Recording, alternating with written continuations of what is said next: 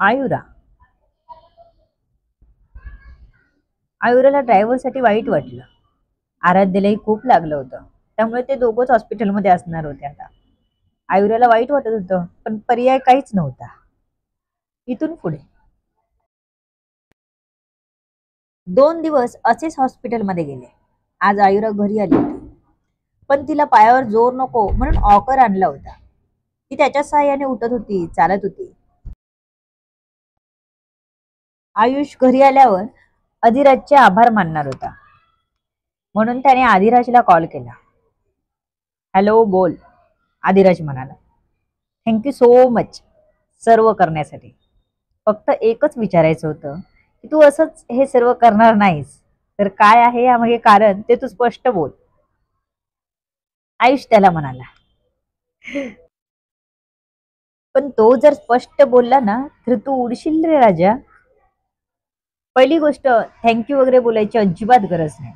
हा, जर तुला माझे आभार मानायचेच असतील तर एकदा घरी जेवणासाठी बोलावू शकतोस. बायकोला माझ्यासाठी जेवण बनवायला सांग. मला घरी बनवलेलं आवडतं. आणि मदतीचं कारण म्हणशील तर काहीच नाही. निधीलाही मी मुक्त केलंय. माझा तिच्यावर कोणताच अधिकार दाखवत नाही मी.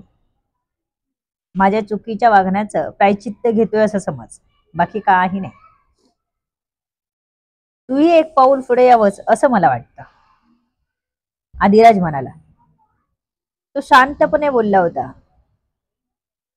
आयुषला त्याच्यावर अजिबात संशय आला नाही. ओके, सध्या बायकोला बरं नाही. तिला बरं वाटलं की मी नक्कीच बोलावतो तुला. आयुष त्याला आश्वस्त करत म्हणाला. ओके. आयुष, मला निधीचा नंबर दे ना. मी स्वतः तिला कॉल करून तिची माफी मागतो. आदिराजने निधीचा नंबर मागितला. ठीक आहे, देतो, म्हणून आयुषने निधीचा नंबर आदिराजला सेंड केला. ओके, डन, म्हणून आदिराजने फोन कट केला. आयुष, तू मला ओळखलंसच नाहीस. योग्य वेळ आल्यावर मी फणा काढल्याशिवाय राहणार नाही. आदिराज मनाशीच बोलला. हातात फिरत असलेलं पेपरवेट त्याने थांबवलं आणि कामाला लागला.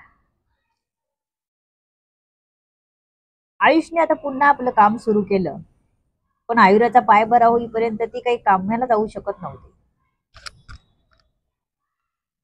घरी आल्यावर तिला बरं वाटलं होतं.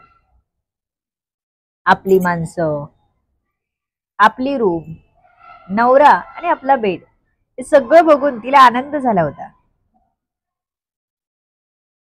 आयुष आपल्या कामाला निघून जात होता तर आयुरा आता स्वतःच स्वतः करायला शिकली होती. 8 दिवस कधी निघून गेले ते कळलेही नाही.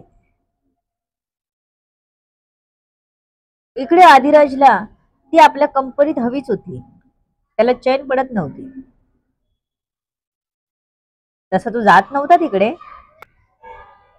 पण तरीही ऍक्सिडेंट झाल्यापासून तिला एकदाही बघता आलं नव्हतं, म्हणून जीव वर खाली होत होता त्याचा.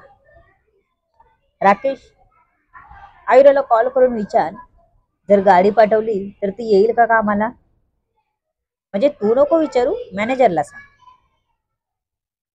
आदिराज त्याला बोलला. आणि राकेश तोंड झाकायलाच विसरला. बॉसला खरंच वेळ लागलं का? त्या आयुराची एवढी का वाट बघत आहेत? निधी मधला इंटरेस्ट संपला की काय यांचा? राकेश, अधिराज ओरडलाच. तेव्हा कुठे राकेशच्या विचाराला पूर्ण विराम मिळाला आणि तो तंद्रीतून बाहेर आला आणि त्याने तोंड बंद केलं.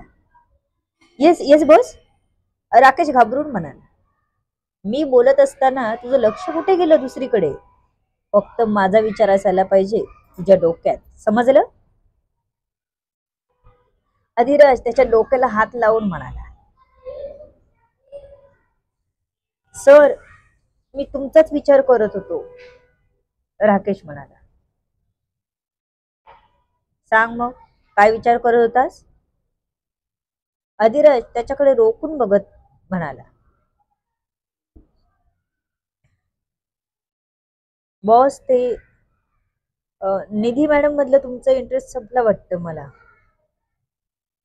पण ती आयुरा लग्न झालेली आहे. तिच्याविषयी मी अजून माहिती काढली. 2-2.5 महिन्यापूर्वीच त्यांचं लग्न झालं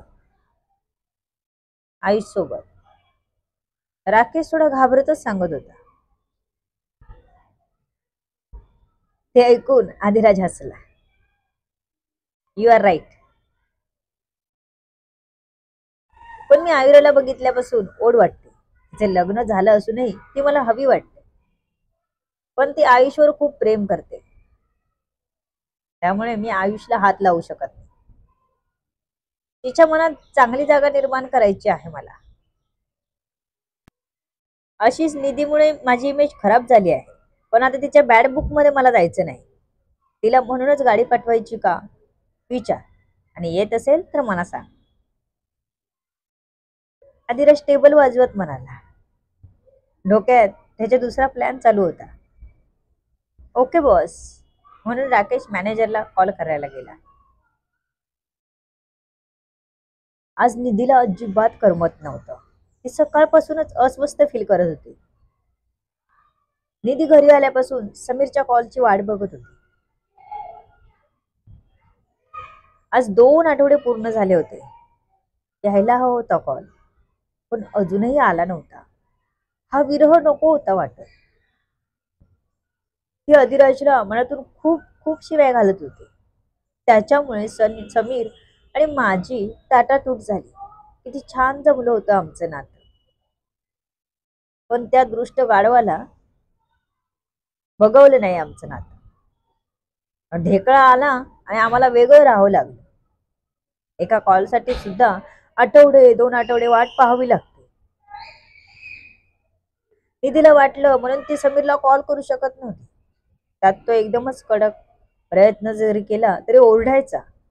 निधी, मी तुला सांगितलं ना, तुम्हाला कॉल करायचा प्रयत्न करू नकोस म्हणून. तुला एकदा सांगितलेलं कळत नाही. त्याचे शब्द आठवले तसा एक थेंब निधीच्या डोळ्यातून खाली पडला. माझं दुःख तुम्ही कधी समजणार समीर? मी खूप मिस करते तुम्हाला. ती आपल्या हाताकडे बघत बसली होती. डोळ्यातून एक एक करत अश्रूंची लाईनच लागली होती. इतक्यात अवनीने तिला आवाज दिला. निधी, इथे काय करतेस? कधीची ती गॅलरीत बसून बाहेर बघत होती, म्हणून अवनी विचारायला आली होती. त्याची निधी पुढे झाली आणि अवनीच्या कमरेला मिठीच मारली आणि रडायला लागली. अवनी एकदमच बेसावत होती. ती दचकलीच एकदम, पण लगेच सावरून तिने निधीच्या पाठीवर थोपटलं. निधी, काय झालं? अशी का रडतेस? अवनीने विचारलं. मला समीरची आठवण येते. मला त्यांच्याशी बोलायचं आहे. 2 आठवडे बोललो नाही आम्ही. मला बोलायचं आहे. निधी रडतच म्हणाली. ठीक आहे, आपण काहीतरी मार्ग काढू. आयुष बाबूजींना बोलते मी. ते काहीतरी मार्ग काढतील. पण तू रडू नकोस. अवनी तिचे डोळे पुसत म्हणाली. निधी हुंकार देत बाजूला झाली. एवढं सगळं घडून गेलं होतं तिच्यासोबत. समीरला त्याचा पत्ताही नव्हता. असं कसं लपून राहू शकतो अधिराज पासून? एवढं अधिराजला घाबरायची काय गरज? पण समीर घाबरत तर मुळीच नव्हता. मग असं अधिराज पासून लपून का राहतो? असं तर नसेल ना, अधिराजची गुप्त माहिती वगैरे काढत आहे ना, म्हणून तो माझ्याशी जास्त संपर्क करत नाही. ती आपल्या मनाला दिलासा देण्याचा प्रयत्न करत होती. अवनी आयुषकडे आली. तिने आयुषला निधीबद्दल सगळं सांगितलं. ठीक आहे, मी बघतो. समीरचे काही कॉन्टॅक्ट होतो का बघतो. तिला सांग, स्ट्रॉंग राहा. असं रडून नाही चालणार. मीच समजतो तिला, आयुष म्हणाला आणि बाहेर जायला निघाला की आयुराचा फोन वाजला. आयुरा बेडवर बसली होती आणि फोन चार्जिंगला लावला होता. आयुषने बघितला आणि आयुष वळला. तिला फोन नेऊन दिला. तिच्याकडे जाता जाता त्याचं लक्ष स्क्रीनवर गेलं तर आयुराच्या कामावरून कॉल होता. आयु, कामावरून कॉल आहे. जर काढून टाकतो म्हणाले तरी ठीक आहे. जास्त विचार करू नको, मी तेच आहे. वहिनी, तुम्ही निधीला समजावून सांगा. आयुषने अवनीला सांगितलं आणि स्वतः आयुरासोबत थांबला.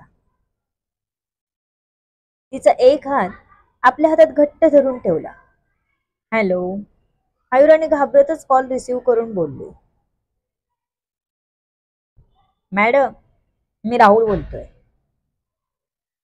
तुम्हाला जर थोडं बरं वाटत असेल आणि तुमची कामावर यायची इच्छा असेल तर आमची गाडी तुम्हाला आणून आणि नेऊन सोडेल. तो मॅनेजर एवढं बोलला तसा आयुराचा चेहराच खुलला. ती खूप खुश झाली. हे अनपेक्षित होतं तिला. सर, मला यायला आवडेल, पण माझा पाय अजून बरा झाला नाही. मला काम करताना त्रास वाटला तर घरी यावं लागेल आरामासाठी, आयुरा राहुलला म्हणाली. कारण तिला तो प्लॅस्टरवाला पाय घेऊन जास्त बसायला येत नव्हतं. चालेल मॅडम, उद्यापासून येता का तुम्ही, राहुलने विचारलं. राकेश त्याच्या डोक्यावरच येऊन बसला होता. काय बोलायचं ते तो मागून सांगत होता. तसा राहुल आयुराला विचारत होता. ओके, चालेल. 9 वाजता रेडी असेल मी, तुम्ही पाठवा गाडी, आयुरा खुश होत म्हणाले. एवढं कोण करतं? माझं काम चांगलं बघून ते मला बोलावत असते, ते मनाशीच म्हणाले आणि गोड हसत तिने आयुषकडे बघितलं. आपल्या हाताने त्याचा हात किंचित दाबला तिने. ओके मॅडम, उद्या 9 वाजता तयार राहा, मी गाडी पाठवतो, राहुलने सांगून एकदाचा फोन ठेवला. बॉस, आयुरा मॅडम यायला तयार झाल्या, राकेशने सांगितलं. तसा आदिराजला खूपच आनंद झाला. त्याने टेबलावरून उठून एक स्वतःभोवती गिरकी घेतली. अजून तरी तो स्वतः तिच्या समोर येणार नव्हता, पण तिला बघायचा चान्स तो सोडणार नव्हता. अवनी निधीकडे आली. तिला आयुषने जे सांगितलं ते आपल्या भाषेत सांगून तिने निधीला समजावलं. आयुष भाऊजी काही कॉन्टॅक्ट होतो का बघतात, तोपर्यंत तू स्ट्रॉंग राहा. अवनीने निधीला समजावलं आणि बाजूला गेली. इतक्यात निधीचा फोन वाजला. कोणाचा असेल कॉल? निधीचा नंबर मिळवला आहे आदिराजने. काय वाटते तुम्हाला? To be continue. सर्व गोष्टी जाणून घेण्यासाठी पुढील येणारे भाग वाचायला आणि ऐकायला विसरू नका.